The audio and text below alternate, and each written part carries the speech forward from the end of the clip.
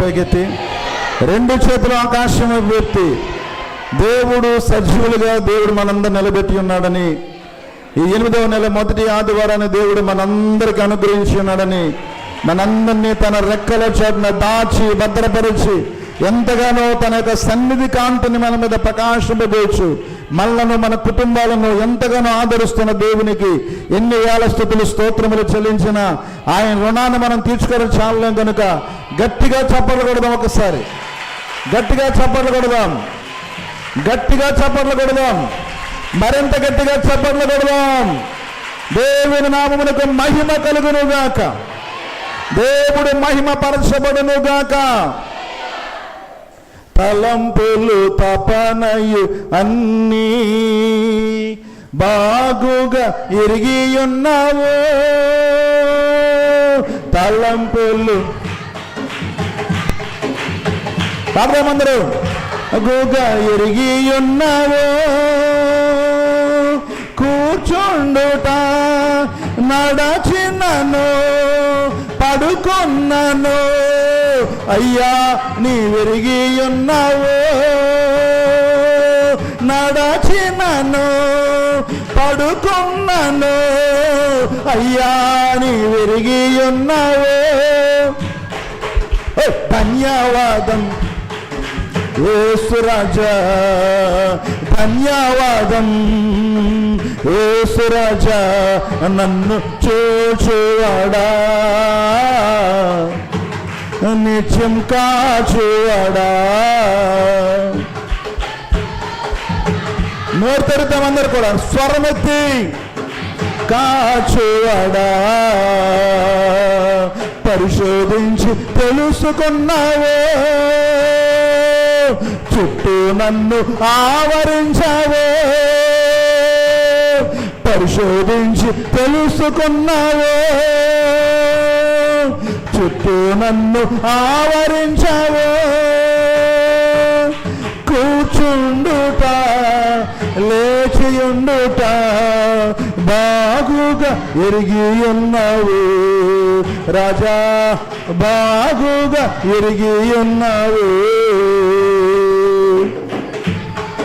అవును ప్రభువా, మనందరినీ చూచాడు దేవుడు, మనందరినీ కాచి కాపాడాడు దేవుడు. తన సన్నిధిలో నిలబెట్టిన మహాదేవునికి ఎన్ని వందనాలు చెల్లించిన, ఎన్ని ధన్యవాదాలు చెల్లించిన ఆయన రుణాన్ని మనం ఎవరు కూడా తీర్చుకుని చావలేము. ఎంత గొప్ప దేవుడు, మహిమోన్నతమైన మన దేవునికి గొప్పగా మహిమ చెల్లిద్దాము. ఆమేన్, హల్లెలూయా. ఈ ప్రశస్తమైన శుభదినమున దేవుని ఆలయంలోనికి ప్రవేశించిన మీ అందరికి కూడా ప్రభువు నామాన వందనాలు తెలియజేస్తూ ఉన్నాము. నాకు కూడా వందనాలు పెట్టండి. ఇష్టం లేదా? నాకు కాదు, దేవునికి, దేవుని నామానికి మహిమ కలుగునుగాక. దేవుని వాక్యము ద్వారా దేవుడు మనందరిని కూడా సంధిస్తూ ఉంటాడు.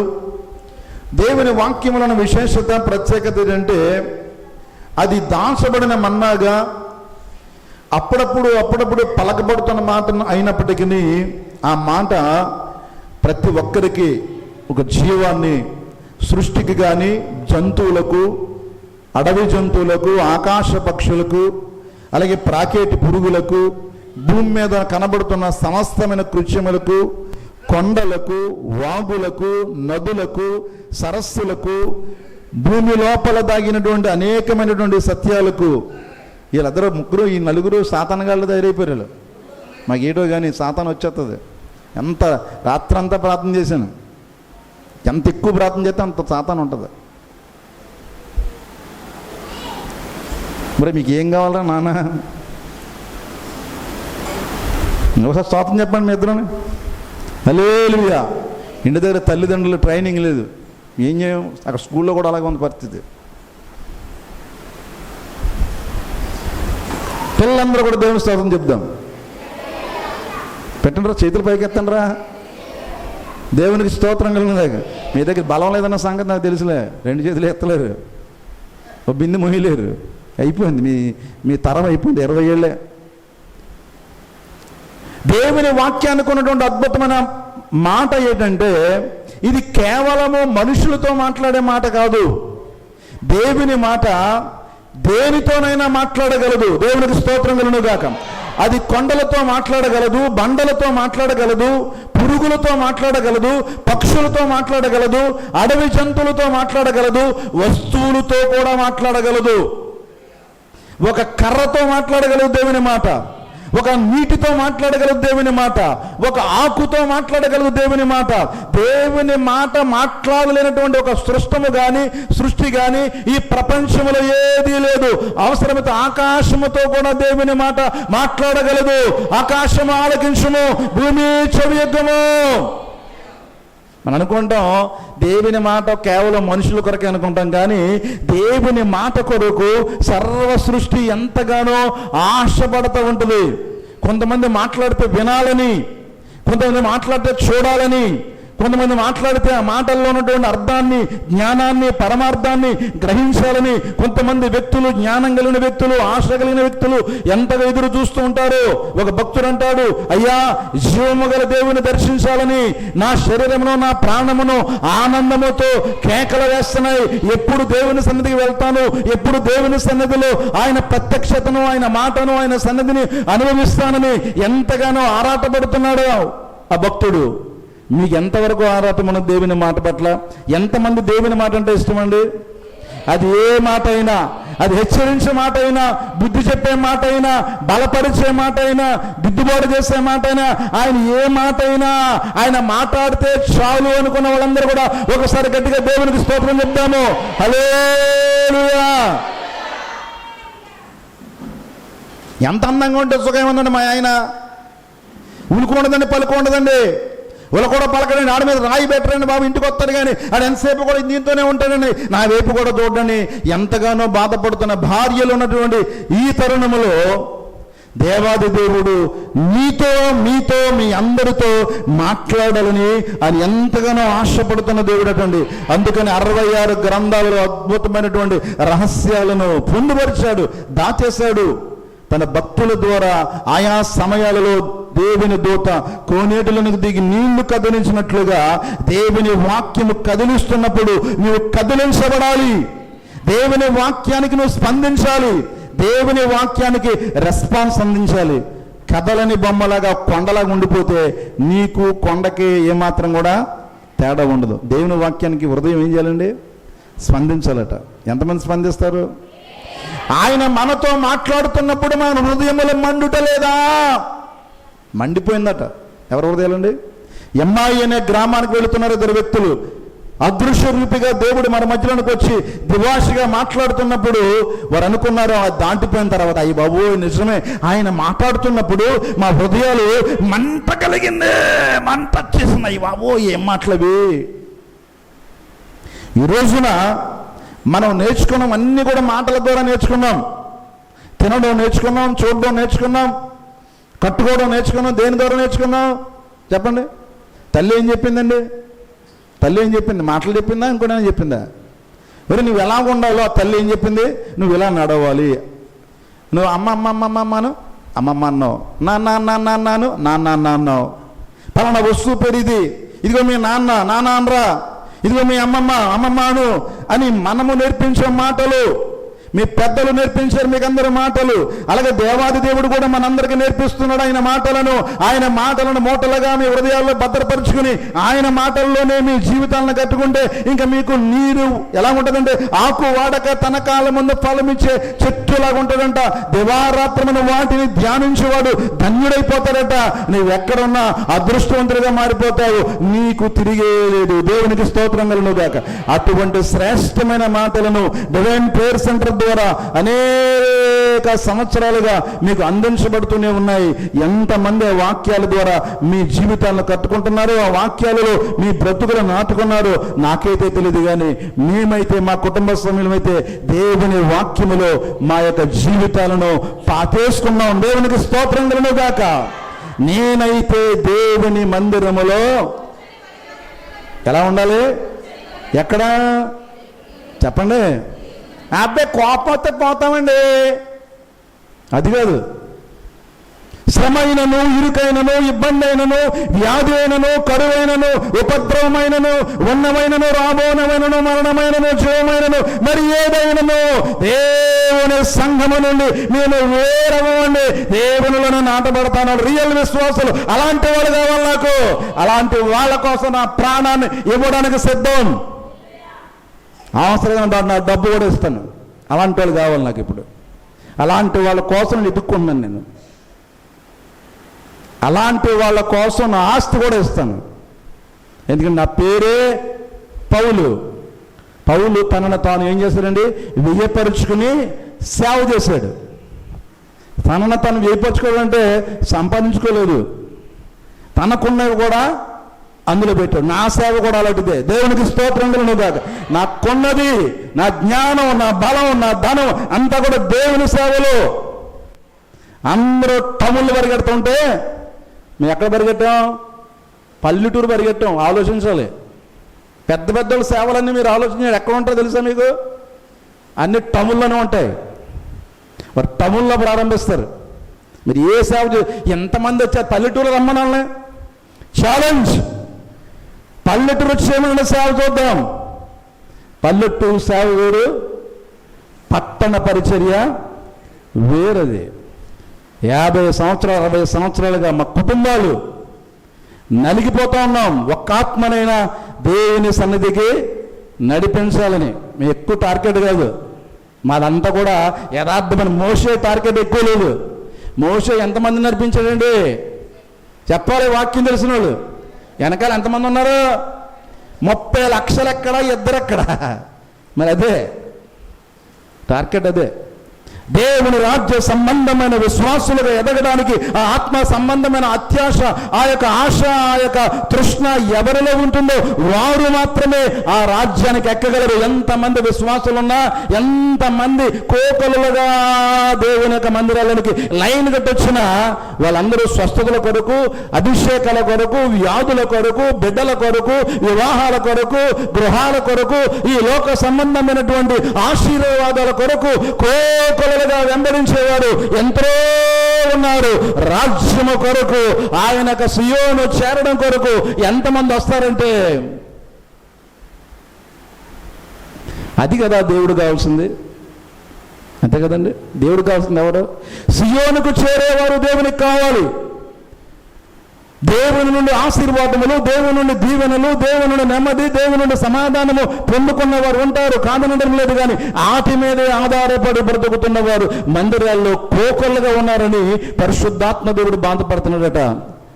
ఆ శ్రమల ద్వారా, ఆ కష్టముల ద్వారా, ఆ ఇరుకుల ద్వారా ఆయనను వెంబడించి, ఆయనను ఎత్తుకొని ఆయనతో బ్రతికే విశ్వాసులు లేదా సంఘ నాయకులు, యాజకులు ఎంతమంది ఉన్నారని ఆయన కనుదృష్టి లోకమంతా సంచారం చేస్తుంది. ఎవరున్నారని. అట్టి వారిలో మీరు ఉండాలనే ఈ యథార్థమైనటువంటి బోధన మీకు అందిస్తున్నాం. రండి, న్యాయాధిపతుల గ్రంథము 4వ అధ్యాయము ఒక అద్భుతమైన మాటను మీకు పరిచయం చేయడం ద్వారా నేను ముందుకు సాగుతాను. 14వ వచనాన్ని ఒకసారి సహాయం చేయండి. దెబోరా, లెమ్మో, యెహోవా సిసీరాను అప్పగించే దినము ఇదే. యెహోవా నీకు ముందర నడుస్తాడు. దేవునికి స్తోత్రం కలుగును గాక. సాక్షాత్తు దేవుని యొక్క స్థానంలో నిలిచినటువంటి ఈ స్త్రీ దెబోరా ఒక 3 విషయాలను బారాకుకు తెలియజేస్తా ఉంది. బారాకు, నువ్వు మొట్టమొదటిగా చేయవలసింది ఏంటో తెలుసా? లెమ్మో. ఇప్పుడు ఏం చేయాలి నువ్వు? లే. రెండవది, ఇదిగో ఈ దినమున నీ చేతికి ఈ సైన్యమును అప్పగిస్తాడు. మూడవది, నీ ముందర యెహోవా నడుస్తాడు. దేవునికి స్తోత్రం కలుగును గాక. ఒక దైవజనుడు ఎప్పుడు కూడా దిగజారిపోతున్న వారికి, అలసి సొలసన స్థితిలో ఉన్న వారికి, లేదా ఇంక ఏ దారి మాకు లేదు, ఈ లోకంలో బంధువులు కానీ, స్నేహితులు కానీ, అభిమానులు కానీ, నేను నమ్ముకున్నవారు కానీ, నా భర్త కానీ, నా చెల్లి కానీ, నా అక్క కానీ ఎవరూ లేరు, ఏంటి ఎటు తోచని పరిస్థితిలో నేను నిలబడి ఉన్నానని ఒక దైవజనుడి దగ్గరకు వచ్చి నువ్వు ఆధారపడినప్పుడు ఆ దైవజనుడు దేవుని ద్వారా ఒక అద్భుతమైనటువంటి వాగ్దానాన్ని దేవుడు అనుగ్రహిస్తాడు. అలాంటి వారు ఈ మందిరంలో ఎవరైనా ఉన్నట్లయితే ఈ రోజున దేవుడు సూటిగా దేవుడు మీతోనే మాట్లాడుతున్నాడు. నీ సమస్య నుండి, నీ బాధ నుండి, నీ ఇరుకు నుండి, నీ ఇబ్బంది నుండి, నీ మనోవిచారము నుండి, నీకున్నటువంటి ఆర్థిక పరిస్థితుల నుండి ఇదిగో లెమ్మో, దేవునికి స్తోత్రం కలుగుగాక. ఇంకక్కడి నుండి పడింది చాలు, వేదన పడింది చాలు, బాధపడింది చాలు, ఏడ్చింది చాలు, లేదా నిష్ఠూర పడింది చాలు, నిరాశ పడింది చాలు, నిరుత్సాహములో బ్రతికింది ఇంకా చాలు. అక్కడి నుంచి నువ్వేం చేయి? లెమ్ము. ఏం చేయాలట? ఈ లెగమండం చాలామందికి ఏముండదంటే ఇష్టం ఉండదు. ఏముండదండి? ఇష్టం ఉండదు. ఎందుచేత?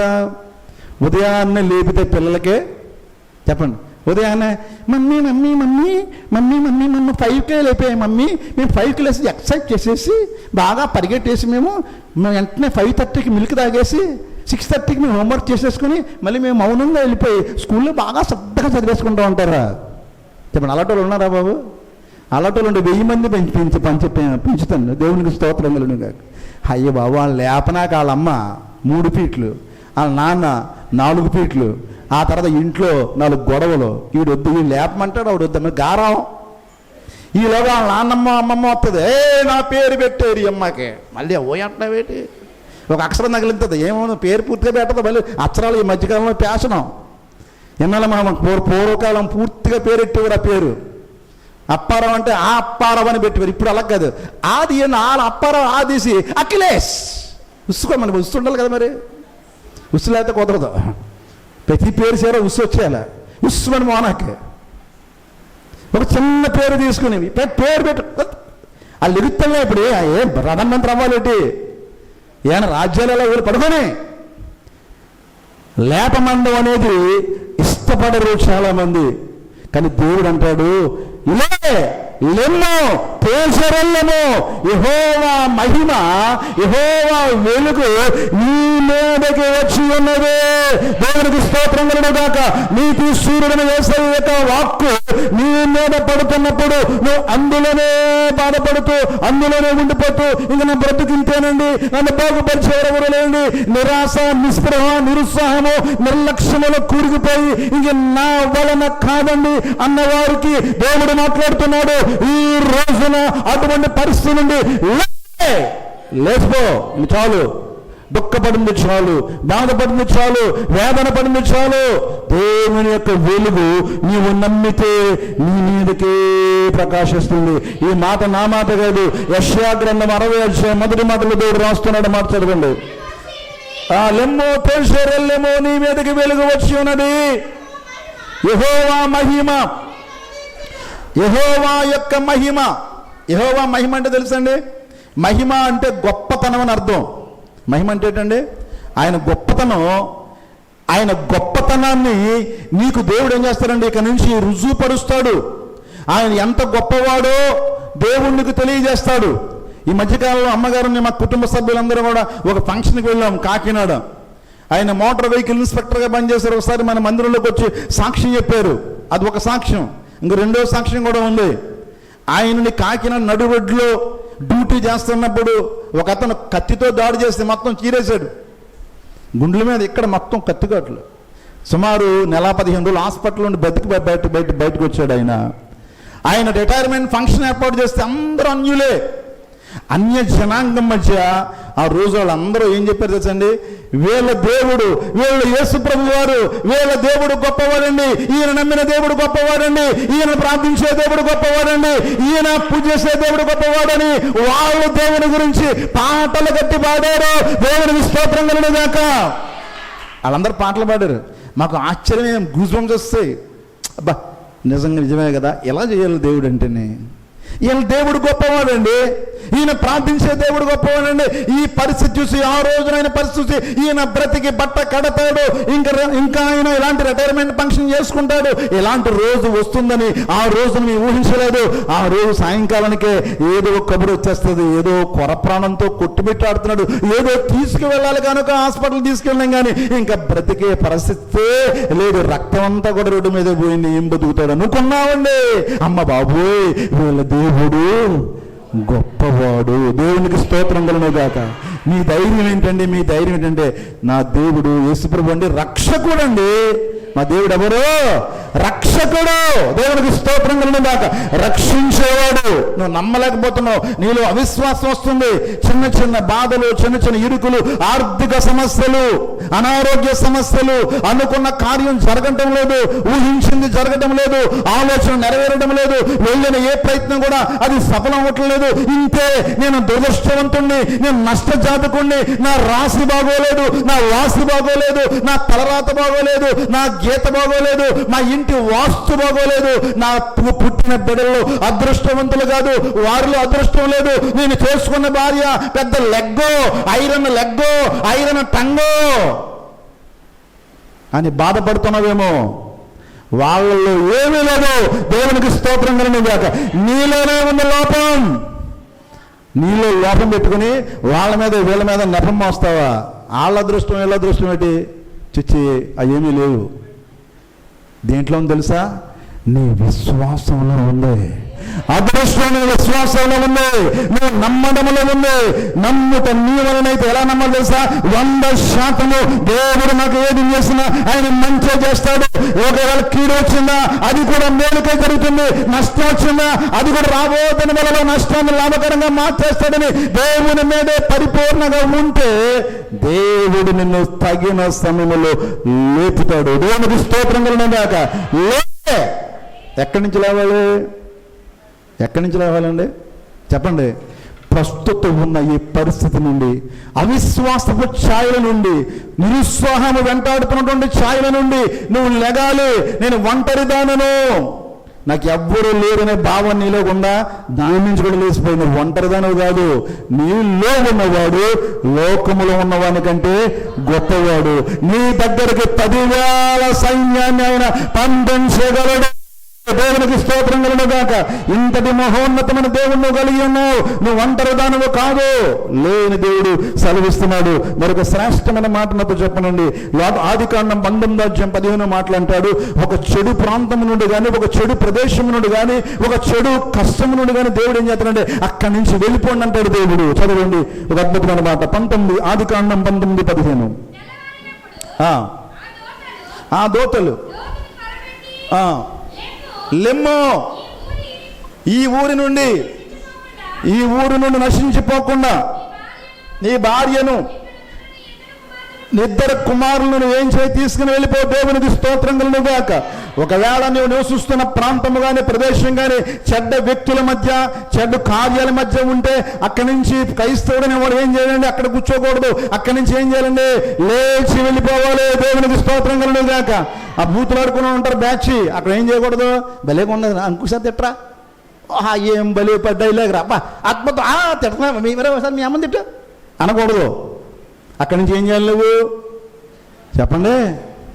లోతును అదే చెప్తున్నారు. సొదొమ గుమొర్రా పరిస్థితిని చూసిన వారై, ఆ ప్రాంతం అంతా ఎలా ఉందంటే అబ్బబ్బబ్బబ్బా, వర్ణించడానికి కూడా, చెప్పడానికి కూడా మాటలు లేనటువంటి ప్రాంతంగా అది మారిపోయింది.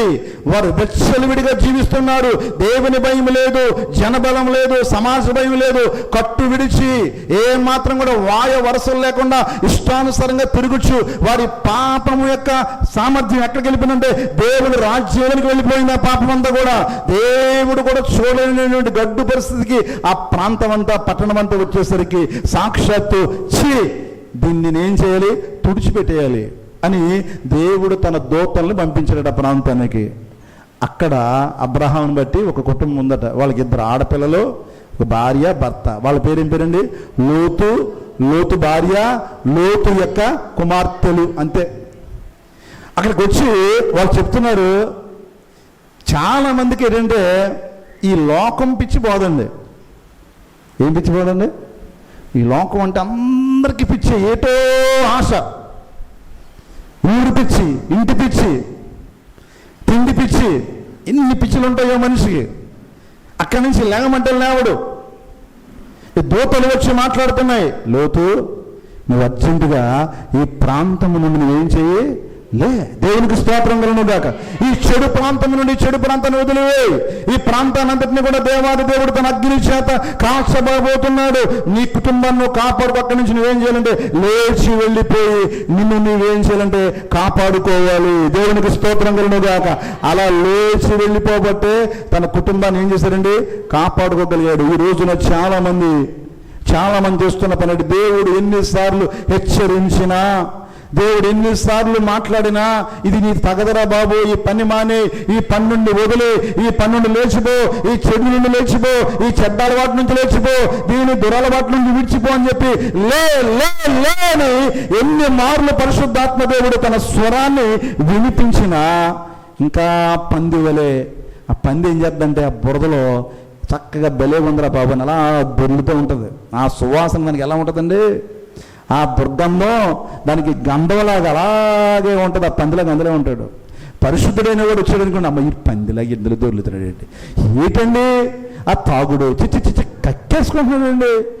వాయ వరుస లేకనమాట, నోటికి ఏదొస్తుందో తెలియదండి, పిచ్చి పిచ్చి మాటలు మాట్లాడతాడు. ఇలాంటి వాడు బ్రతకడం వేస్ట్ అని చాలా మంది వాళ్ళ మీద ఏం చేస్తున్నాడు, తీర్పులు తీరుస్తూ ఉంటారు. ప్రియమైన జనాంగమ, దేవుడు మాట్లాడుతున్నాడు. చెడు ప్రాంతం నుండి, చెడు కట్టుల నుండి, చెడు పద్ధతుల నుండి, చెడు ఆలోచనల నుండి, చెడు అలవాట్ల నుండి ప్రతి క్రైస్తవుడు ఏం చేయాలంటే లేచిపోవాలి. దేవునికి స్తోత్రం కలుగును గాక. హల్లెలూయా. దేవుడట తన ప్రియురాలను కూడా లేగమంటాడట. పరమగీతాల్లో ఒక అద్భుతమైన మాట ఉంటుంది, చదవండి. 2వ అధ్యాయం 11వ మాట. 2వ అధ్యాయం 11వ మాట. నా ప్రియురాలా, అమ్మా సుందరవతి, లెమ్మో రమ్మో, చలికాలం గడిచిపోయింది, వర్షాకాలం తీరిపోయింది, ఇంకా వర్షం రాదు, లే.